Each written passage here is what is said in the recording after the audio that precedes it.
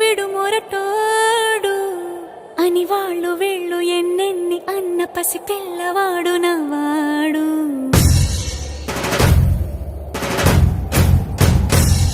విడు ముండోడు అని ఊరు వాడ అనుకున్న గాని మహారాజు నాకు నవ్వాడు.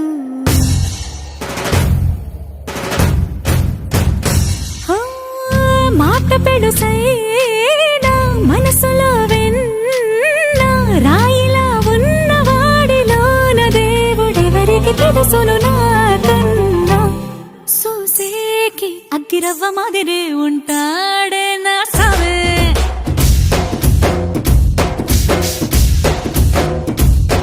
మెత్తాని పత్తి పువ్వుల మరి సంటాడే నా సవే.